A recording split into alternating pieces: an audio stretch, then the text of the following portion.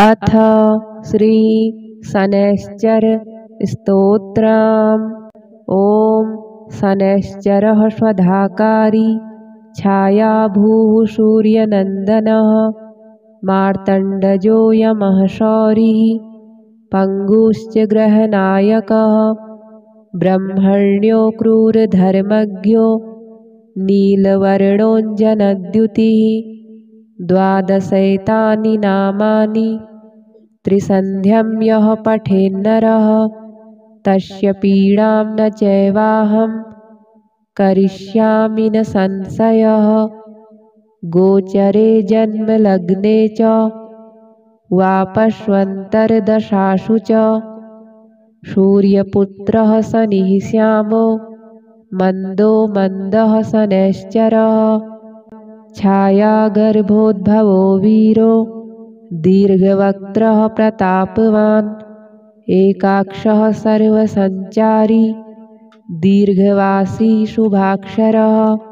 एतानि शनिनामानि यः पठेत् प्रयतो नरः तस्याष्टमगतोऽप्येष भवेत् एकादशस्थवत्। शनिवारे तु सम्पूज्य शनिं सूर्यसुतं नरः लभते वाञ्छितं सर्वं ग्रहारिष्टविनाशजम्। प्रत्यहं प्रातरुत्थाय यः पठेत्तु शनैस्तवं तस्य सर्वे ग्रहाः साधो भवन्ति सुखदायकाः इति ते कथितं विप्र। शनिस्तोत्रं महद्गुणम्। श्रीराहु स्तोत्रम्। नमस्ते दैत्यरूपाय देवारिं प्रणमाम्यहम्। नमस्ते सर्वभक्ष्याय घोररूपाय वै नमः। त्वं ब्रह्मा वरुणो देवस्त्वं विष्णुस्त्वं हरिः शिवः। मर्त्यलोके भवान् प्रीतः संसारजनतारकः। कूटपर्वतदुर्गाणि नगराणि पुराणि च यस्य क्रोधवशाद्भस्मी भवन्ति क्षणमात्रकम्। धूम्रवर्णो भवान् राहु रक्ताक्षः पिङ्गलोपमः। क्रूरग्रहस्तथा भीमो यमरूपो महाबलः। यस्य स्थाने पञ्चमेऽपि षष्ठे चैव तृतीयके दशमैकादशे चैव तस्य श्रेयः करोत्यलम्। अन्नं खड्गं च यद्दत्तं राहवे सुफलप्रदं। पृथिव्यां ब्रह्मपीडां च गोपीडां तन्निवारयेत्। कृमिकीटपतङ्गेषु चरन्तं सचराचरं। गोदानं भूमिदानं च ह्यन्नं वस्त्रं च दापयेत्। सौवर्णरौप्यदानं च कन्यादानं च तत्क्षणात्। एतद्दानं च सम्पूर्णं राहुमोक्षकरं नृणाम्। अस्य स्तोत्रस्य माहात्म्यात् राहुपीडा विनश्यति। रक्ताक्षो धूम्रवर्णाभो विजितारिर्महाबलः। अबाहुश्चान्तरिक्षस्थः सौराहुः प्रियतां मम। श्रीकेतु स्तोत्रम्। सैंघिकेयो धूमनामा दीर्घाङ्गो बहुरूपवान् स्कन्धरूपतनुः केतुर्महाभीमग्रहो ग्रहः। शेषग्रहाख्यो नवम ग्रहश्चेत्ति द्विजोत्तम। केतूनां चारुनामानि कथितानि मया तव। केतुप्रीतिकराण्याहुः पुत्रसम्पत्प्रदानि च। नवग्रहाणाम् एते वै स्तवः सर्वे निरूपिताः। पुण्यः पापहरः सर्वे श्राव्यः पाद्यः प्रयत्नतः।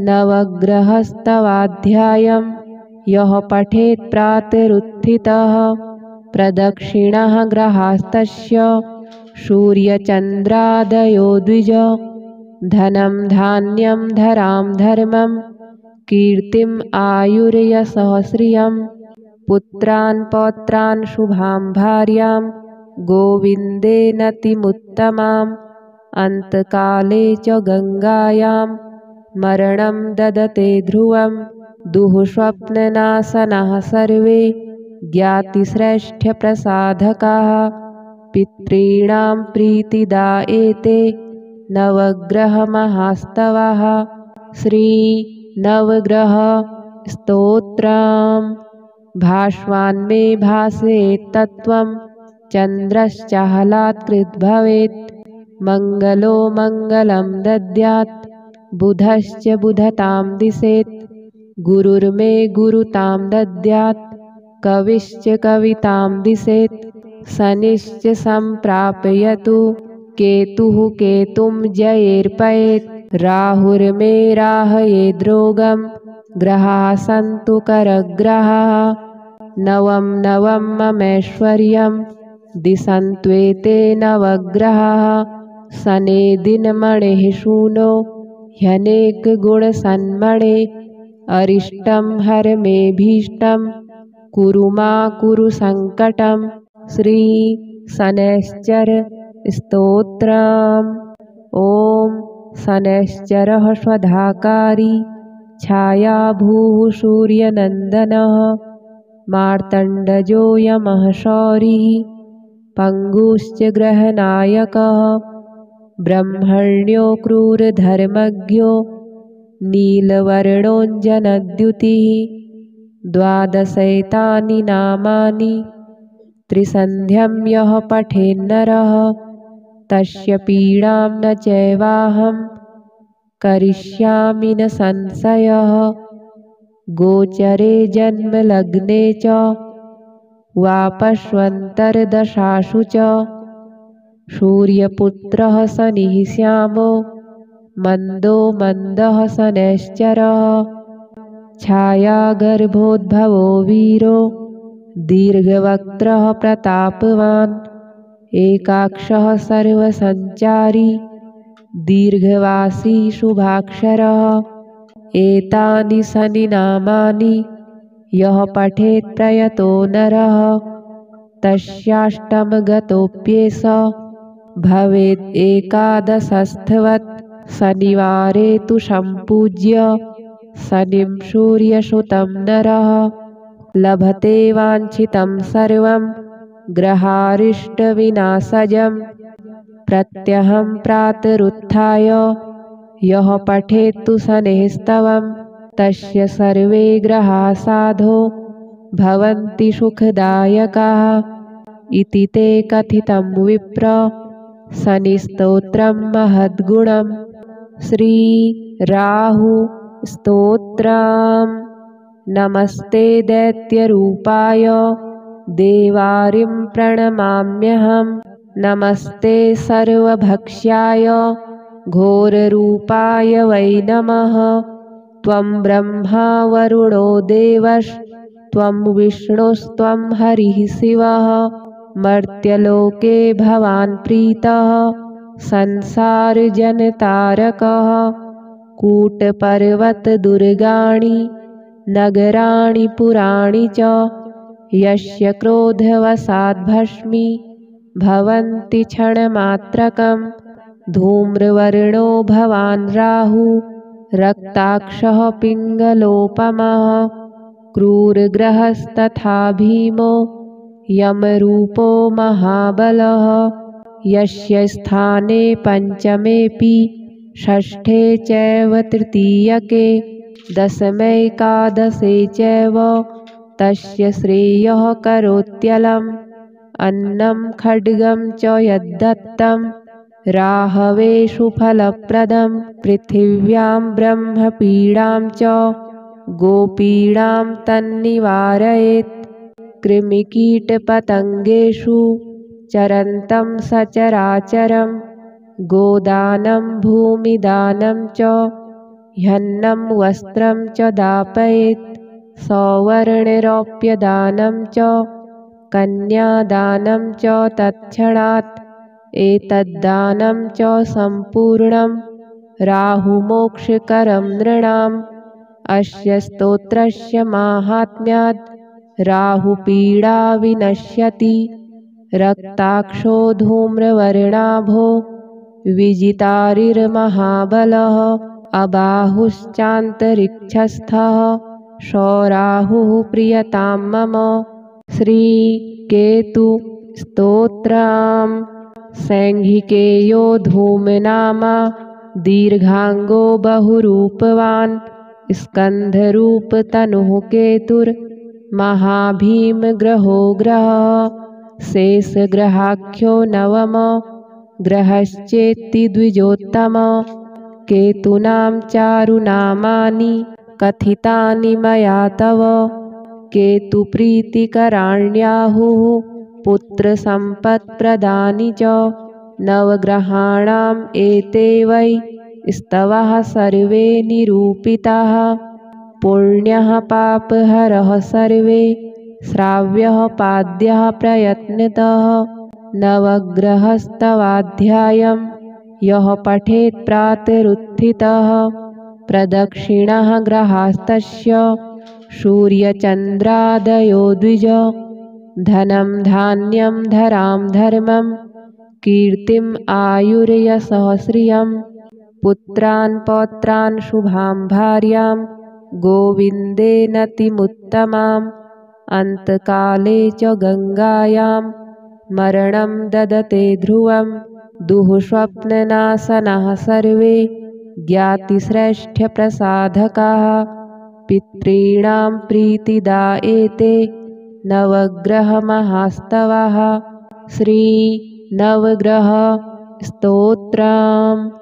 भास्वान्मे भासेत् तत्त्वं चन्द्रश्चाहलात्कृत् भवेत् मङ्गलो मङ्गलं दद्यात् बुधश्च बुधतां दिशेत् गुरुर्मे गुरुतां दद्यात् कविश्च कवितां दिशेत् शनिश्च सम्प्रापयतु केतुः केतुं जयेर्पयेत् राहुर्मे राहयेद्रोगं ग्रहाः सन्तु करग्रहाः।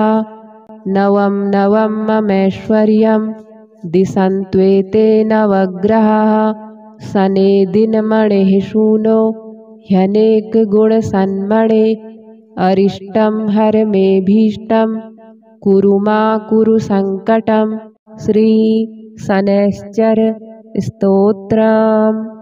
ॐ शनैश्चरः स्वधाकारी छायाभूः सूर्यनन्दनः मार्तण्डजो यमः शौरिः पङ्गुश्च ग्रहनायकः ब्रह्मण्यो क्रूरधर्मज्ञो नीलवर्णोऽञ्जनद्युतिः। द्वादशैतानि नामानि त्रिसन्ध्यं यः पठेन्नरः तस्य पीडां न चैवाहं करिष्यामि न संशयः। गोचरे जन्मलग्ने च वापश्वन्तर्दशासु च सूर्यपुत्रः शनिः श्यामो मन्दो मन्दः शनैश्चरः। छायागर्भोद्भवो वीरो दीर्घवक्त्रः प्रतापवान् एकाक्षः सर्वसञ्चारी दीर्घवासी शुभाक्षरः। एतानि शनिनामानि यः पठेत् प्रयतो नरः तस्याष्टमगतोऽप्येष भवेत् एकादशस्थवत्। शनिवारे तु सम्पूज्य शनिं सूर्यसुतं नरः लभते वाञ्छितं सर्वं ग्रहारिष्टविनाशजम्।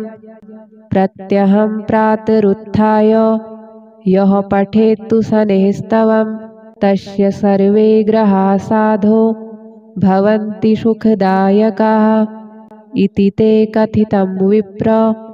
शनिस्तोत्रं महद्गुणम्। श्रीराहु स्तोत्रम्। नमस्ते दैत्यरूपाय देवारिं प्रणमाम्यहं नमस्ते सर्वभक्ष्याय घोररूपाय वै नमः। त्वं ब्रह्मा वरुणो देवश्च त्वं विष्णुस्त्वं हरिः शिवः मर्त्यलोके भवान् प्रीतः संसारजनतारकः कूटपर्वतदुर्गाणि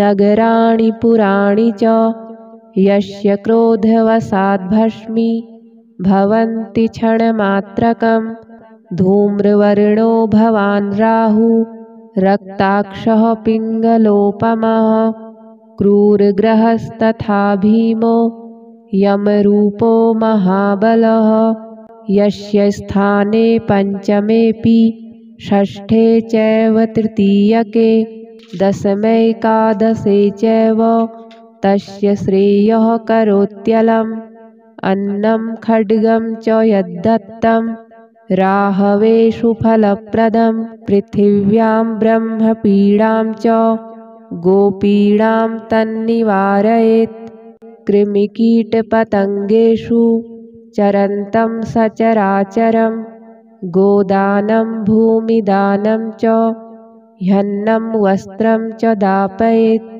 सौवर्णरौप्यदानं च कन्यादानं च तत्क्षणात् एतद्दानं च सम्पूर्णं राहुमोक्षकरं नृणाम् अस्य स्तोत्रस्य माहात्म्यात् राहुपीडा विनश्यति रक्ताक्षो धूम्रवर्णाभो विजितारिर्महाबलः अबाहुश्चान्तरिक्षस्थः सौराहुः प्रियतां मम श्रीकेतुस्तोत्रम् सैंघिकेयो धूमनामा दीर्घांगो बहुरूपवान् स्कन्धरूपतनुः केतुर्महाभीमग्रहो ग्रहः शेषग्रहाख्यो नवम ग्रहश्चेत्ति द्विजोत्तम केतूनां चारुनामानि कथितानि मया तव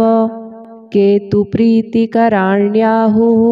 पुत्रसम्पत्प्रदानि च नवग्रहाणाम् एते वै स्तवः सर्वे निरूपिताः पुण्यः पापहरः सर्वे श्राव्यः पाद्यः प्रयत्नतः नवग्रहस्तवाध्यायं यः पठेत् प्रातरुत्थितः प्रदक्षिणः ग्रहास्तस्य सूर्यचन्द्रादयो द्विज धनं धान्यं धरां धर्मं कीर्तिम् आयुर्यशः श्रियं पुत्रान् पौत्रान् शुभां भार्यां गोविन्देनतिमुत्तमाम् अन्तकाले च गङ्गायां मरणं ददते ध्रुवं दुःस्वप्ननाशनाः सर्वे ज्ञातिश्रेष्ठप्रसाधकाः पितॄणां प्रीतिदा एते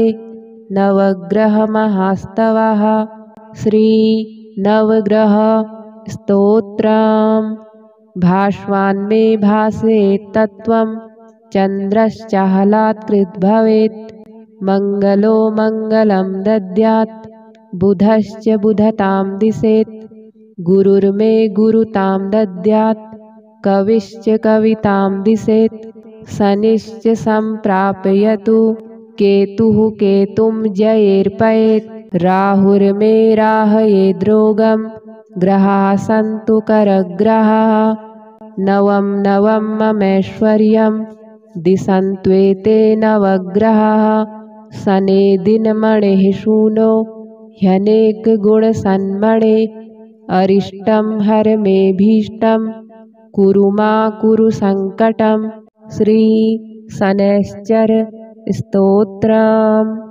ॐ शनैश्चरः स्वधाकारी छायाभूः सूर्यनन्दनः मार्तण्डजो यमः शौरिः पङ्गुश्च ग्रहनायकः ब्रह्मण्यो क्रूरधर्मज्ञो नीलवर्णोऽञ्जनद्युतिः द्वादशैतानि नामानि त्रिसन्ध्यं यः पठेन्नरः तस्य पीडां न चैवाहं करिष्यामि न संशयः गोचरे जन्मलग्ने च वापश्वन्तर्दशासु च सूर्यपुत्रः शनिः श्यामो मन्दो मन्दः शनैश्चरः छायागर्भोद्भवो वीरो दीर्घवक्त्रः प्रतापवान् एकाक्षः सर्वसञ्चारी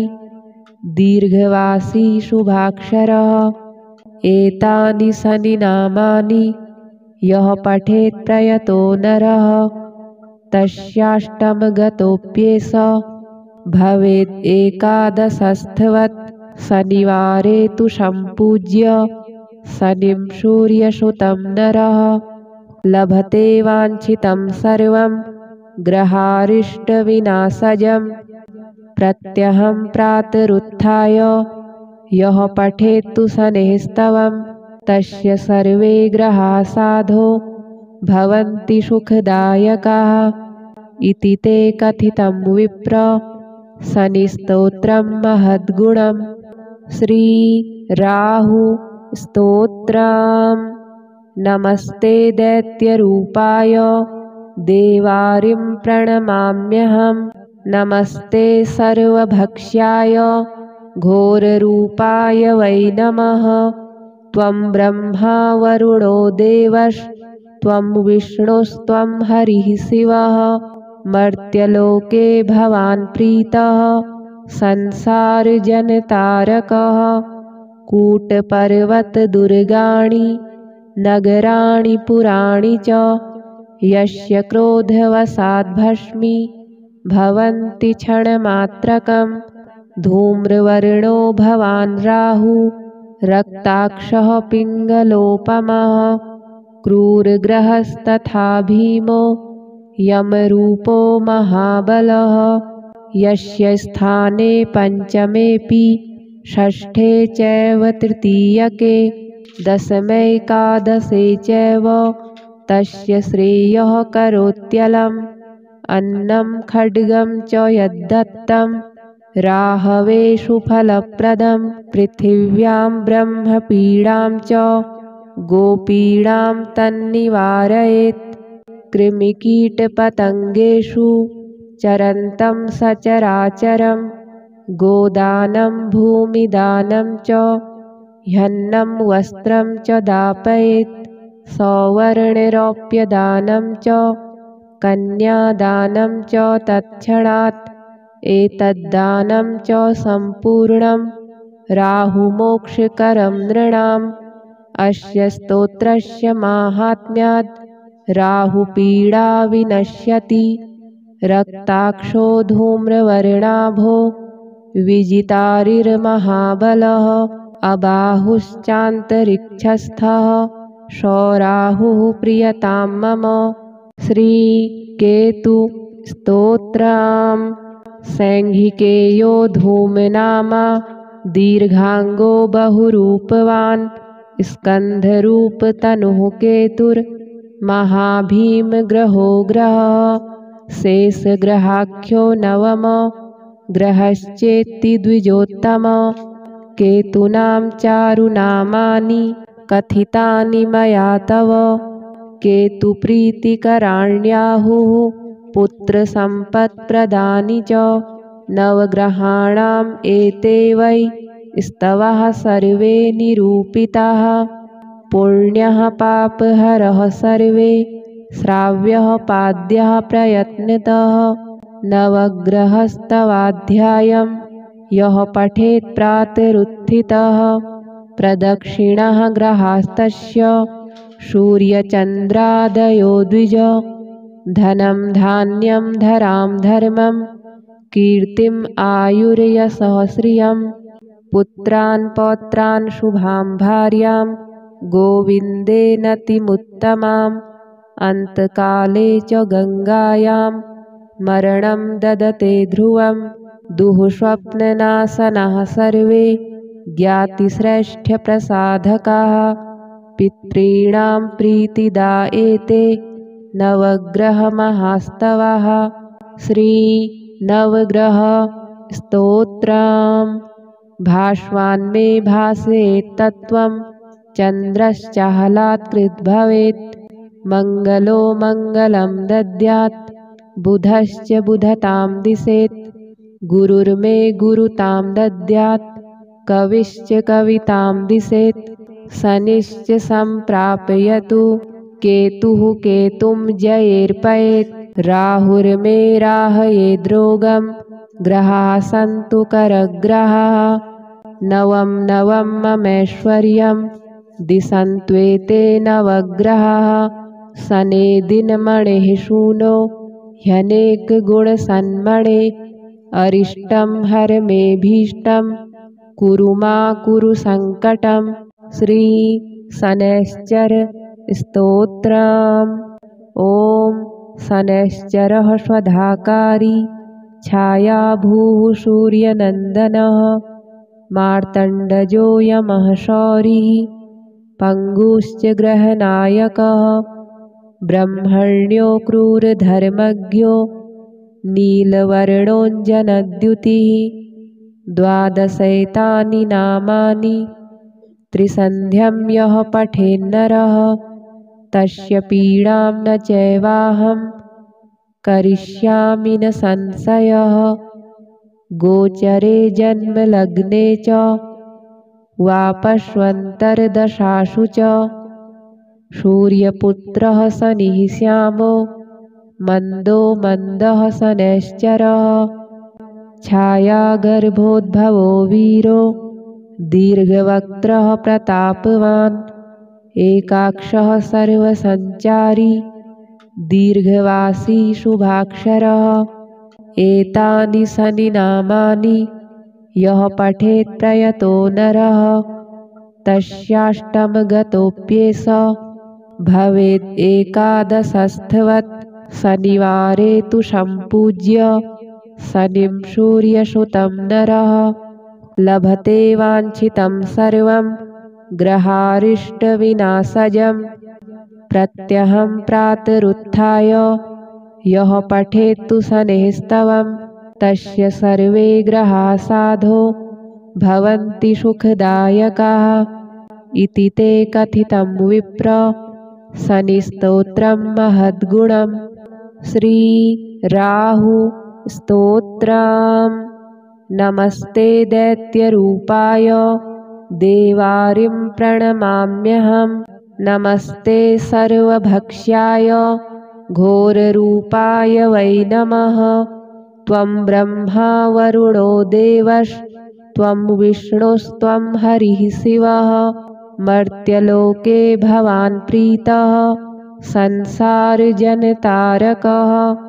कूटपर्वतदुर्गाणि नगराणि पुराणि च यस्य क्रोधवशाद्भस्मी भवन्ति क्षणमात्रकं धूम्रवर्णो भवान् राहु रक्ताक्षः पिङ्गलोपमः क्रूरग्रहस्तथा भीमो यमरूपो महाबलः यस्य स्थाने पञ्चमेऽपि षष्ठे चैव तृतीयके दशमैकादशे चैव तस्य श्रेयः करोत्यलम् अन्नं खड्गं च यद्दत्तं राहवेषु फलप्रदं पृथिव्यां ब्रह्मपीडां च गोपीडां तन्निवारयेत् कृमिकीटपतङ्गेषु चरन्तं सचराचरं गोदानं भूमिदानं च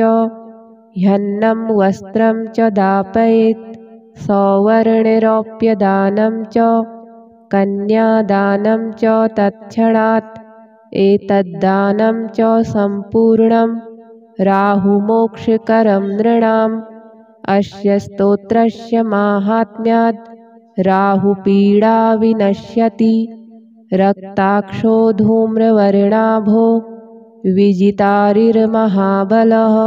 अबाहुश्चान्तरिक्षस्थः सौराहुः प्रियतां मम श्रीकेतु स्तोत्रम् सैंघिकेयो धूमनामा दीर्घांगो बहुरूपवान् स्कन्धरूपतनुः केतुर्महाभीमग्रहो ग्रहः शेषग्रहाख्यो नवम ग्रहश्चेत्ति द्विजोत्तम केतूनां चारुनामानि कथितानि मया तव केतुप्रीतिकराण्याहुः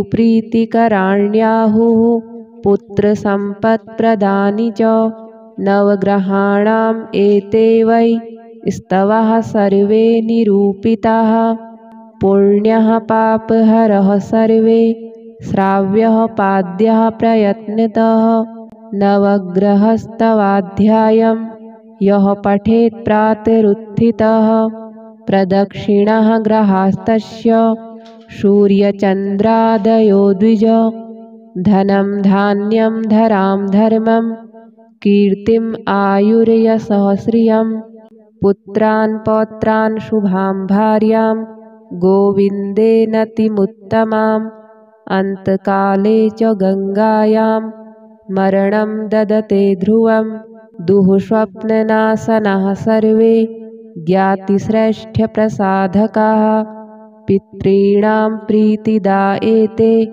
नवग्रहमहास्तवः श्रीनवग्रह स्तोत्रम् भास्वान्मे भासेत्तत्त्वं चन्द्रश्चाहलात्कृद्भवेत् मङ्गलो मङ्गलं दद्यात् बुधश्च बुधतां दिशेत् गुरुर्मे गुरुतां दद्यात् कविश्च कवितां दिशेत् शनिश्च सम्प्रापयतु केतुः केतुं जयेर्पयेत् राहुर्मे राहयेद्रोगं ग्रहाः सन्तु करग्रहाः नवं नवं ममैश्वर्यं दिशन्त्वेते नवग्रहाः शने दिनमणेः शूनो ह्यनेकगुणसन्मणे अरिष्टं हर मे भीष्टं कुरु मा कुरु सङ्कटं श्री शनैश्चर स्तोत्रम्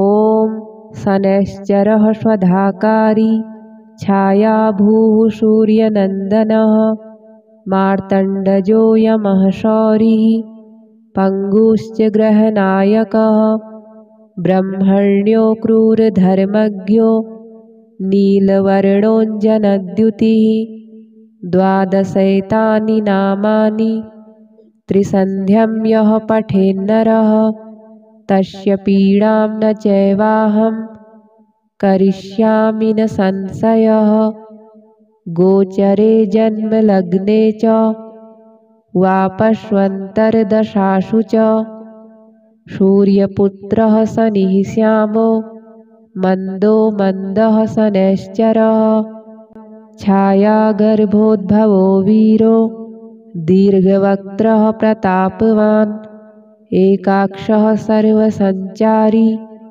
दीर्घवासी शुभाक्षरः एतानि शनिनामानि यः पठेत् प्रयतो नरः तस्याष्टमगतोऽप्येष भवेत् एकादशस्थवत् शनिवारे तु सम्पूज्य शनिं सूर्यसुतं नरः लभते वाञ्छितं सर्वं ग्रहारिष्टविनाशजं प्रत्यहं प्रातरुत्थाय यः पठेत्तु शनैस्तवं तस्य सर्वे ग्रहाः साधो भवन्ति सुखदायकाः इति ते कथितं विप्र शनिस्तोत्रं महद्गुणं श्रीराहु स्तोत्रम् नमस्ते दैत्यरूपाय देवारिं प्रणमाम्यहं नमस्ते सर्वभक्ष्याय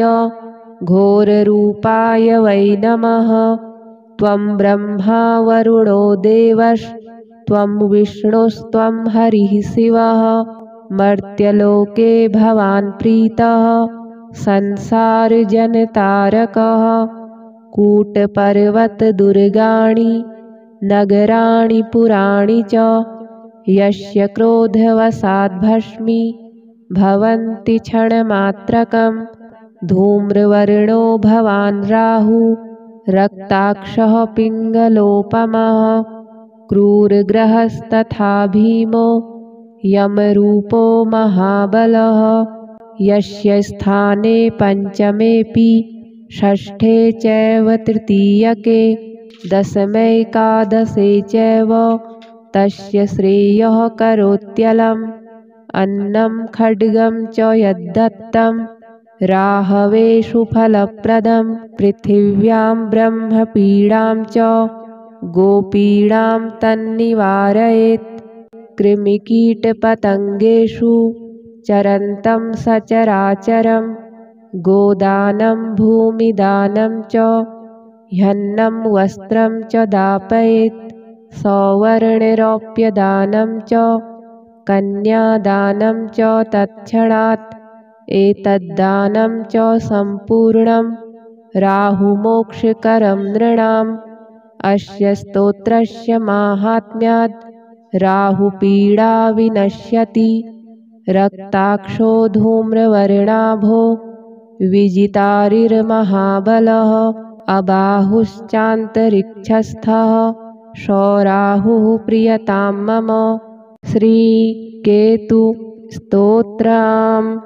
सैंघिकेयो धूमनामा दीर्घांगो बहुरूपवान् स्कन्धरूपतनुः केतुर्महाभीमग्रहो ग्रहः शेषग्रहाख्यो नवम ग्रहश्चेत्ति द्विजोत्तम केतूनां चारुनामानि कथितानि मया तव केतुप्रीतिकराण्याहुः पुत्रसम्पत्प्रदानि च नवग्रहाणाम् एते वै स्तवः सर्वे निरूपिताः पुण्यः पापहरः सर्वे श्राव्यः पाद्यः प्रयत्नतः नवग्रहस्तवाध्यायं यः पठेत् प्रातरुत्थितः प्रदक्षिणः ग्रहास्तस्य सूर्यचन्द्रादयो द्विज धनं धान्यं धरां धर्मं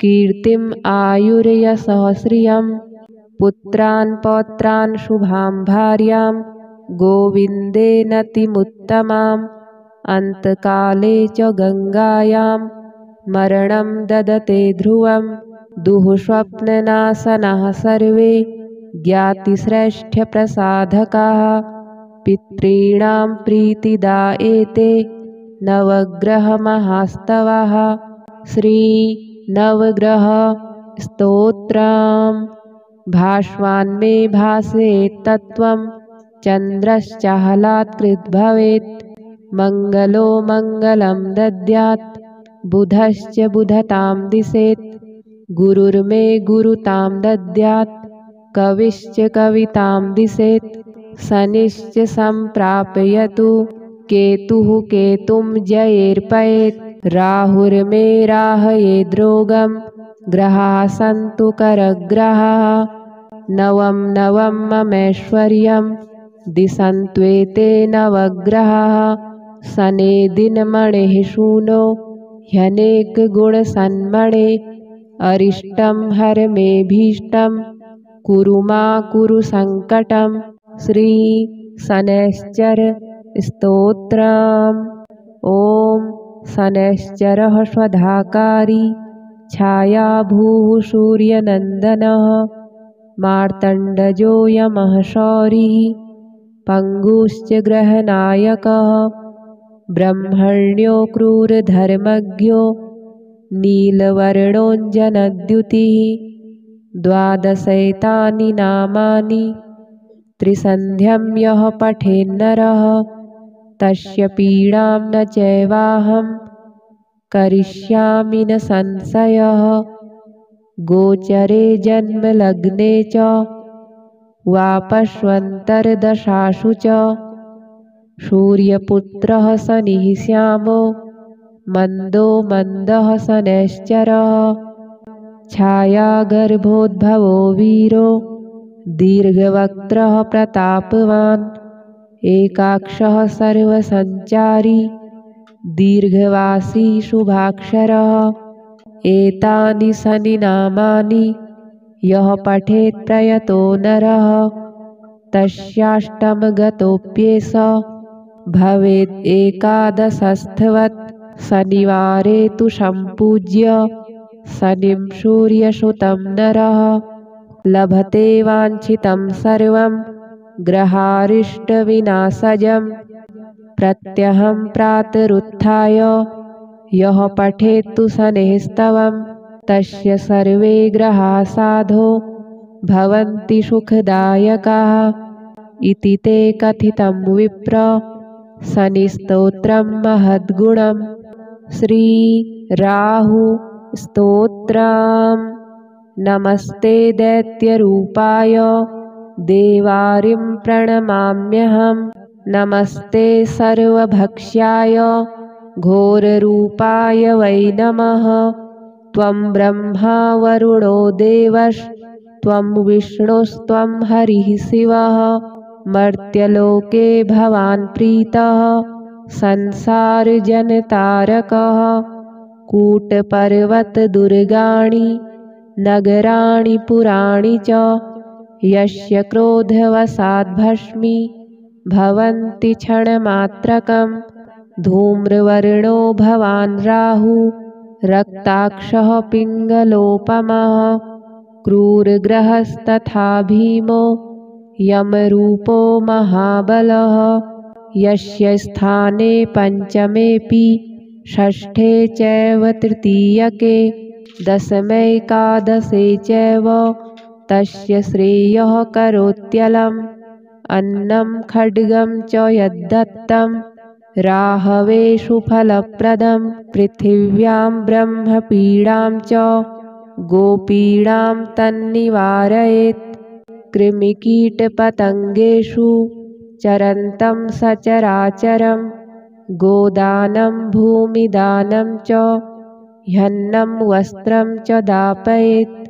सौवर्णरौप्यदानं च कन्यादानं च तत्क्षणात्।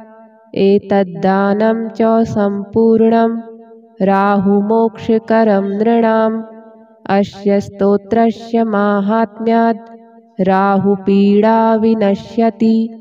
रक्ताक्षो धूम्रवर्णाभो विजितारिर्महाबलः।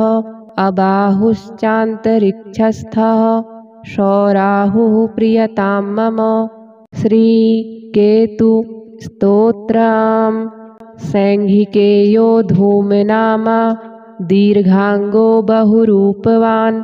स्कन्धरूपतनुः केतुर्महाभीमग्रहो ग्रहः। शेषग्रहाख्यो नवम ग्रहश्चेत्ति द्विजोत्तम। केतूनां चारुनामानि कथितानि मया तव। केतुप्रीतिकराण्याहुः पुत्रसम्पत्प्रदानि च। नवग्रहाणाम् एते वै स्तवः सर्वे निरूपिताः। पुण्यः पापहरः सर्वे श्राव्यः पाद्यः प्रयत्नतः। नवग्रहस्तवाध्यायं यः पठेत् प्रातरुत्थितः। प्रदक्षिणः ग्रहास्तस्य सूर्यचन्द्रादयो द्विज। धनं धान्यं धरां धर्मं कीर्तिम् आयुर्यशः श्रियं। पुत्रान् पौत्रान् शुभां भार्यां गोविन्देनतिमुत्तमाम्। अन्तकाले च गङ्गायां मरणं ददते ध्रुवं। दुःस्वप्ननाशनाः सर्वे ज्ञातिश्रेष्ठप्रसाधकाः। पितॄणां प्रीतिदा एते नवग्रहमहास्तवाः। श्रीनवग्रहस्तोत्रम्। भास्वान्मे भासेत्तत्त्वं चन्द्रश्चाहलात्कृद्भवेत्। मङ्गलो मङ्गलं दद्यात् बुधश्च बुधतां दिशेत्। गुरुर्मे गुरुतां दद्यात् कविश्च कवितां दिशेत्। शनिश्च सम्प्रापयतु केतुः केतुं जयेर्पयेत्। राहुर्मे राहयेद्रोगं ग्रहाः सन्तु करग्रहाः। नवं नवं ममैश्वर्यं दिशन्त्वेते नवग्रहाः। शने दिनमणेः शूनो ह्यनेकगुणसन्मणे। अरिष्टं हर मे भीष्टं कुरु मा कुरु सङ्कटम्।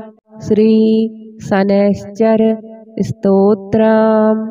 ॐ शनैश्चरः स्वधाकारी छायाभूः सूर्यनन्दनः। मार्तण्डजो यमः शौरिः पङ्गुश्च ग्रहनायकः ब्रह्मण्यो क्रूरधर्मज्ञो नीलवर्णोऽञ्जनद्युतिः द्वादशैतानि नामानि त्रिसन्ध्यं यः पठेन्नरः तस्य पीडां न चैवाहं करिष्यामि न संशयः गोचरे जन्मलग्ने च वापश्वन्तर्दशासु च सूर्यपुत्रः शनिः श्यामो मन्दो मन्दः शनैश्चरः छायागर्भोद्भवो वीरो दीर्घवक्त्रः प्रतापवान् एकाक्षः सर्वसञ्चारी दीर्घवासी शुभाक्षरः एतानि शनिनामानि यः पठेत् प्रयतो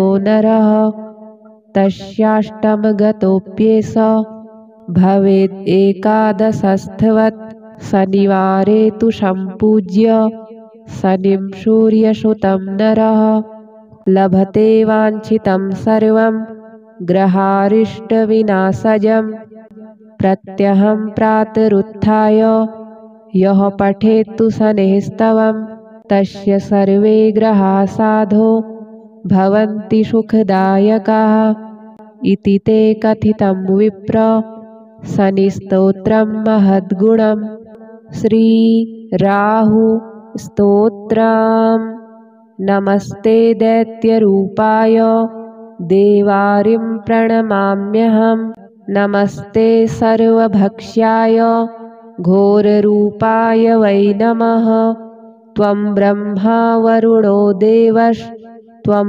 विष्णुस्त्वं हरिः शिवः मर्त्यलोके भवान् प्रीतः संसारजनतारकः कूटपर्वतदुर्गाणि नगराणि पुराणि च यस्य क्रोधवशाद्भस्मी भवन्ति क्षणमात्रकं धूम्रवर्णो भवान् राहु रक्ताक्षः पिङ्गलोपमः क्रूरग्रहस्तथा भीमो यमरूपो महाबलः यस्य स्थाने पञ्चमेऽपि षष्ठे चैव तृतीयके दशमैकादशे चैव तस्य श्रेयः करोत्यलम् अन्नं खड्गं च यद्दत्तं राहवेषु फलप्रदं पृथिव्यां ब्रह्मपीडां च गोपीडां तन्निवारयेत् कृमिकीटपतङ्गेषु चरन्तं सचराचरं गोदानं भूमिदानं च ह्यन्नं वस्त्रं च दापयेत् सौवर्णरौप्यदानं च कन्यादानं च तत्क्षणात् एतद्दानं च सम्पूर्णं राहुमोक्षकरं नृणाम् अस्य स्तोत्रस्य माहात्म्यात् राहुपीडा विनश्यति रक्ताक्षो धूम्रवर्णाभो विजितारिर्महाबलः अबाहुश्चान्तरिक्षस्थः सौराहुः प्रियतां मम श्रीकेतुस्तोत्रम् सैंघिकेयो धूमनामा दीर्घांगो बहुरूपवान् स्कन्धरूपतनुः केतुर्महाभीमग्रहो ग्रहः शेषग्रहाख्यो नवम ग्रहश्चेत्ति द्विजोत्तम केतूनां चारुनामानि कथितानि मया तव केतुप्रीतिकराण्याहुः पुत्रसम्पत्प्रदानि च नवग्रहाणाम् एते वै स्तवः सर्वे निरूपिताः पुण्यः पापहरः सर्वे श्राव्यः पाद्यः प्रयत्नतः नवग्रहस्तवाध्यायं यः पठेत् प्रातरुत्थितः प्रदक्षिणः ग्रहास्तस्य सूर्यचन्द्रादयो द्विज धनं धान्यं धरां धर्मं कीर्तिम् आयुर्यशः श्रियं पुत्रान् पौत्रान् शुभां भार्यां गोविन्देनतिमुत्तमां अन्तकाले च गङ्गायां मरणं ददते ध्रुवं। दुःस्वप्ननाशनाः सर्वे ज्ञातिश्रेष्ठप्रसाधकाः। पितॄणां प्रीतिदा एते नवग्रहमहास्तवः। श्रीनवग्रहस्तोत्रम्। भास्वान्मे भासेत्तत्त्वं चन्द्रश्चाहलात्कृद्भवेत्। मङ्गलो मङ्गलं दद्यात् बुधश्च बुधतां दिशेत्। गुरुर्मे गुरुतां दद्यात् कविश्च कवितां दिशेत्।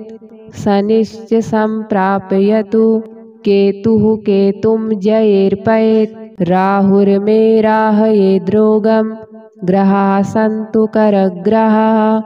नवं नवं ममैश्वर्यं दिशन्त्वेते नवग्रहाः।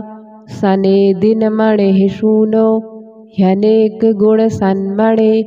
अरिष्टं हर मे भीष्टं कुरु मा कुरु सङ्कटम्।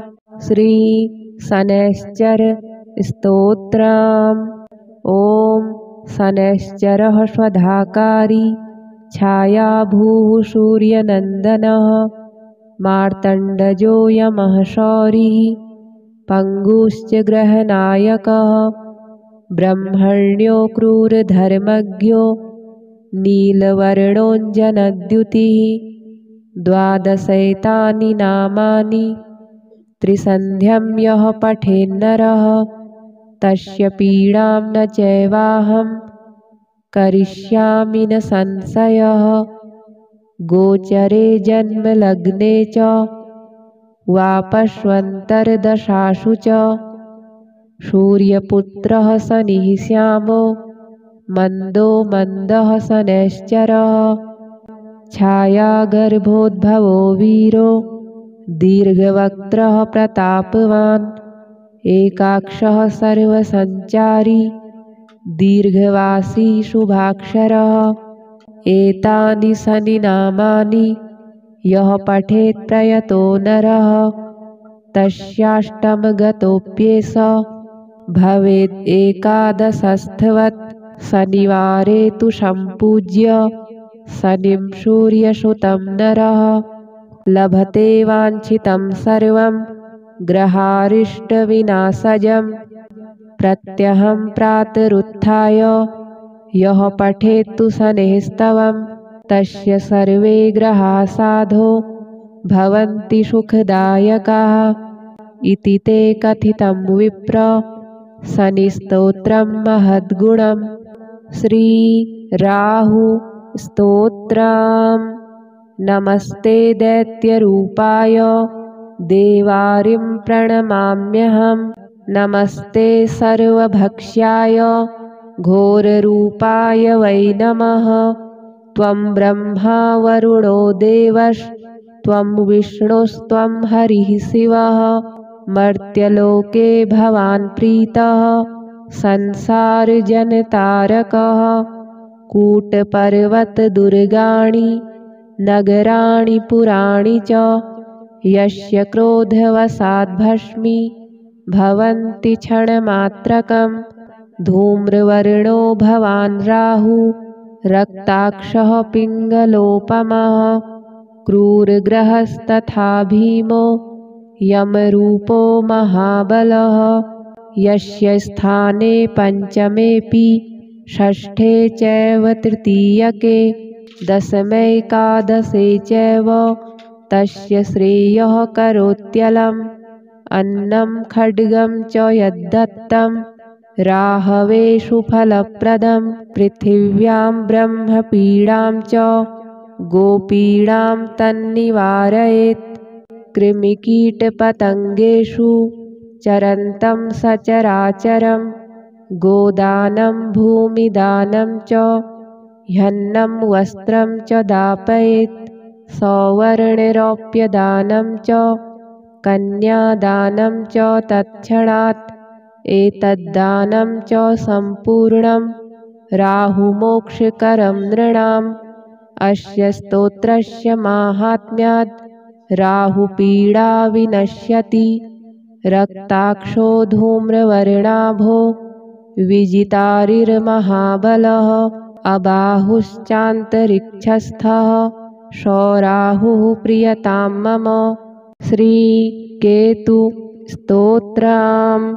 सैंघिकेयो धूमनामा दीर्घांगो बहुरूपवान् स्कन्धरूपतनुः केतुर्महाभीमग्रहो ग्रहः शेषग्रहाख्यो नवम ग्रहश्चेत्ति द्विजोत्तम। केतूनां चारुनामानि कथितानि मया तव केतुप्रीतिकराण्याहुः पुत्रसम्पत्प्रदानि च। नवग्रहाणाम् एते वै स्तवः सर्वे निरूपिताः पुण्यः पापहरः सर्वे श्राव्यः पाद्यः प्रयत्नतः। नवग्रहस्तवाध्यायं यः पठेत् प्रातरुत्थितः प्रदक्षिणः ग्रहास्तस्य सूर्यचन्द्रादयो द्विज। धनं धान्यं धरां धर्मं कीर्तिम् आयुर्यशः श्रियं पुत्रान् पौत्रान् शुभां भार्यां गोविन्देनतिमुत्तमाम्। अन्तकाले च गङ्गायां मरणं ददते ध्रुवं दुःस्वप्ननाशनाः सर्वे ज्ञातिश्रेष्ठप्रसाधकाः। पितॄणां प्रीतिदा एते नवग्रहमहास्तवः। श्रीनवग्रहस्तोत्रम्। भास्वान्मे भासेत् तत्त्वं चन्द्रश्चाहलात्कृद्भवेत् मङ्गलो मङ्गलं दद्यात् बुधश्च बुधतां दिशेत् गुरुर्मे गुरुतां दद्यात् कविश्च कवितां दिशेत् शनिश्च सम्प्रापयतु केतुः केतुं जयेर्पयेत् राहुर्मे राहयेद्रोगं ग्रहाः सन्तु करग्रहाः। नवं नवं ममैश्वर्यं दिशन्त्वेते नवग्रहाः शनेदिनमणिः सूनो ह्यनेकगुणसन्मणे। अरिष्टं हर मे भीष्टं कुरु मा कुरु सङ्कटम्।